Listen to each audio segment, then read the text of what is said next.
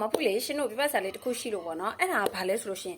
မပြောတော့နေရကွယ်ဒါပေမဲ့ပြောမှဖြစ်မယ် main ကလေးတော်တော်အများစုလာပြောတာနော်တကယ်နော်အဲ့ဒီ main ကလေးတွေမှာမှတ်ထားတယ်တော်တော်များများလာပြောတယ်ဘာလာပြောလဲကျမဒီပစ္စည်းတွေရောင်းတာကွယ်မရှက်ဘူးလားတဲ့ဟဲ့ရှက်စရာဘာအကြောင်းရှိလို့လဲ main ကလေးတိုင်းနော်ပြီးတော့အရွယ်ရောက်လာပြီဆိုတာနဲ့ menstruation တွေဆင်းတယ်အဲ့ချိန်မှာအနံ့ဆိုးတွေထွက်တယ်เนาะပြီးရင်အစားအသောက်မစင်ကြလို့ရှိရင်အနံ့သက်တွေမကောင်းဘူးเนาะ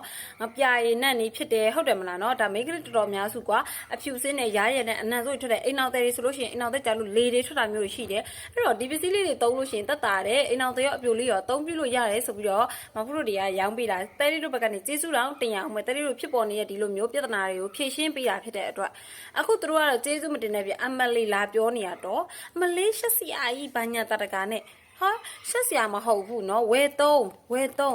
เนาะအခုလိုဒီလိုဟိုဘယ်လိုပြောရမလဲပွင့်လေးမြင်သာခစ်ကြီးမှာကွာအဖြူစင်းနဲ့ရရနဲ့အနံ့စုထတယ်ဘာဖြစ်လဲဟုတ်တယ်မလားတချို့ကောင်လေးဆိုရင်တော့เนาะသူ့ကောင်မလေးတွေလာဝဲပေးနေကြတာเนาะအဲ့တော့တဲလေးတို့တွေမပူးတို့ကတော့လုံးဝရှက်စရာမဟုတ်ဘူးမပူးတို့ကဒီအမျိုးသမီးလေးတွေကိုကူညီပေးနေတဲ့သူလေးဖြစ်တဲ့အတွက်